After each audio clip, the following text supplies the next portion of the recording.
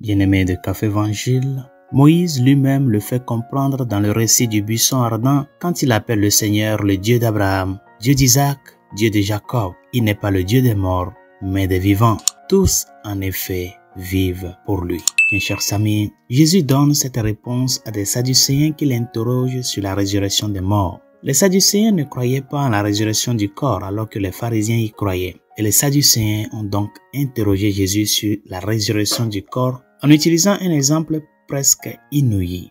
Il se réfère à la loi du Lévirat qui se trouve dans Deutéronome 25, chapitre 5 et suivant, et qui stipule que si un homme marié meurt avant d'avoir des enfants, le frère de cet homme doit épouser sa femme et donner une descendance à son frère. Et les Sadducéens présentent donc un scénario dans lequel 7 frères meurent, chacun prenant ensuite la même femme. La question qu'ils posent est la suivante. À la résurrection, qui serait le mari de cette femme? Car tous les 7 ont été mariés avec elle. Et le Seigneur répond en expliquant que le mariage est pour cette vie et non pour la vie à venir lors de la résurrection. Par conséquent, aucun des frères ne sera marié à cette femme lorsqu'ils ressusciteront. Mes chers amis, certains époux ont du mal à accepter cet enseignement dans la mesure où ils aiment leur conjoint et souhaitent rester mariés au ciel et au moment de la résurrection finale. Pour ceux qui pensent ainsi, soyez assurés que les liens d'amour que nous formons sur terre demeureront et seront renforcés au ciel. Et lorsque la fin du monde arrivera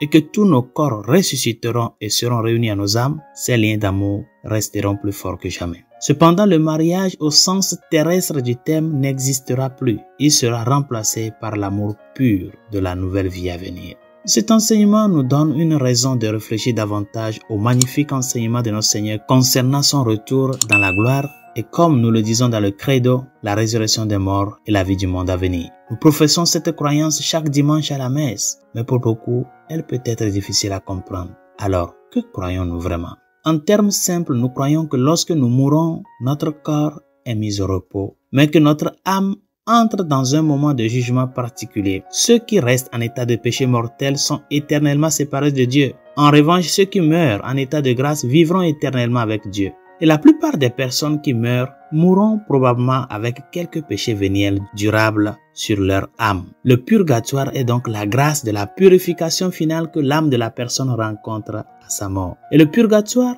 est simplement l'amour purificateur de Dieu qui a pour effet d'éliminer tous les derniers péchés et imperfections, ainsi que tout attachement au péché, afin que l'âme purifiée puisse voir face à face à Dieu au ciel. Mais cela ne s'arrête pas là. Nous croyons également qu'à un moment précis de l'histoire du monde, Jésus reviendra sur terre et la transformera. C'est son jugement dernier. À ce moment-là, tous les corps ressusciteront et nous vivrons éternellement comme nous sommes censés vivre. Le corps et l'âme, unis en un seul être. Les âmes qui sont en état de péché mortel seront également réunis à leur corps, mais leur corps et leur âme vivront séparés de Dieu pour toujours. Heureusement, ceux qui sont en état de grâce et qui ont subi leur purification finale seront ressuscités et partageront les nouveaux cieux et la nouvelle terre pour toujours, corps et âme comme Dieu l'a voulu. Résolution de ce jour. Encore une fois, chers amis, la vie éternelle existe. Ce n'est pas une utopie, ce n'est pas une invention, c'est une réalité.